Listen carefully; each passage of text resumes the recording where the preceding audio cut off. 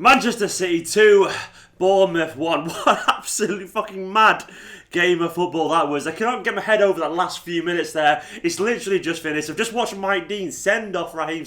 That man has no idea what he's doing. He's an absolute joke, a sham, a pathetic excuse for a referee. Mike Dean, I hope you somehow, in some weird universe, see this, because you're pathetic. You're a joke. You're a celebrity ref. Everything that is wrong with football is summed up in your pathetic little face, Mike Dean. I couldn't stand that man. At least there was a little bit of weird karma that we actually won 2-1. But despite Cook trying to destroy Jesus, and then also Jesus going through and goal, and Nathan Aki somehow escaping from a red, he sent off Raheem Sterling for celebrating a goal. He didn't even leave the pitch. The fans went onto the pitch because they were obviously jubilous for the 97th minute winner. But yeah, pathetic. Anyway, there's One Football. They're sponsoring me for this video. I lost in a rant there. Go and download their app because it's got all the stats and all that kind of stuff. And it's a very good app. Cheers One Football for sponsoring me throughout August. But let's get back onto the actual game. We probably didn't deserve that, did we, in the end? But we won it. And I am not going to complain because it feels good to grasp victory from the draws of a very demoralising draw. In the end, though, I would say because there's some karma there in this, given the fact that we should have been playing against 10 men for a lot of that game. And as ever, we were on the wrong side of some strange refereeing decisions. Their goal, you could do absolutely nothing about. That was a sweet hit from Daniels, top corner. You won't see many better strikes. But I still wish we had these refereeing decisions go our way that actually deserve to go our way sometimes, because we're like playing with this handicap where we just have these weird decisions go against us that other teams simply wouldn't have the problem about worrying about. But we don't have that. But anyway, it wasn't a vintage performance. In fact, it was set to be a very frustrating performance. One that was going to be very hard to make a video about, and being totally honest. It was going to be a draw. It was going to be negative. It was going to be unflattering. It was going to be a little bit worrying, if we're being totally honest. But we won. And that is, at the end of the day, all that matters. United would take it. Chelsea would take it. Any of us would take that result, given the fact that it's not a draw. I'm really happy. There are some slight question marks. I thought in times we lacked a little bit of movement. We lacked a little bit of intricacy. The players looked a little bit out of ideas early on. And there are some question marks about what is our best system, what our best lineup is. But you could turn around and say it's early days still, which would be a very fair comment, though. Though there are obviously signs for concern there. I do think in general some of the performances from the new players, I thought Mendy gave a solid debut, a 7 out of 10 debut. I like his willingness to bomb forward. I like his willingness just to cross when he gets a chance to. He was a little bit sluggish initially, but I think that's his first game at all. No preseason, obviously nothing for the EDS either, no practice games there.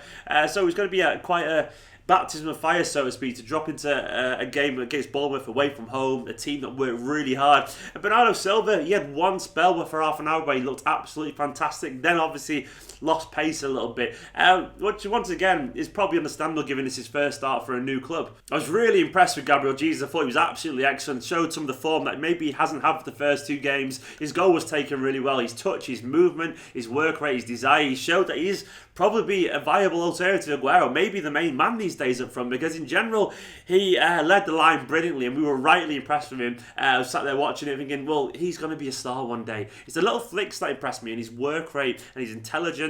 And another day, maybe he had a couple of goals there, but he was one of probably my man, though, actually, being totally honest. I think De Bruyne was best in the midfield as he could dictate from deep pretty well. David Silva was a little bit underwhelming in general. I thought it was a great free ball to Gabriel Jesus for the goal, but I expect a little bit more from a man that we've seen do some absolutely marvellous things. And Fernandinho, a hit and miss game, and he was culpable, nearly culpable for us going 2-1 behind with a soft touch in the edge of his own area.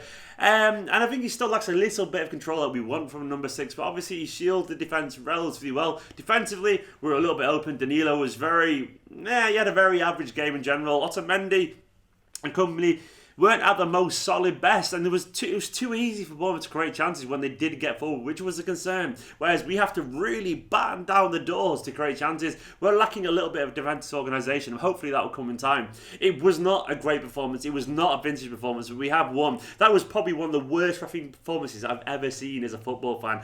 He got everything wrong, Mike Dean. In general, he was absolutely useless, but I guess that doesn't excuse a poor performance. But for now, I'm just relieved that we've won this game, because I was prepared to make this video and be absolutely gutted and be on a massive down low.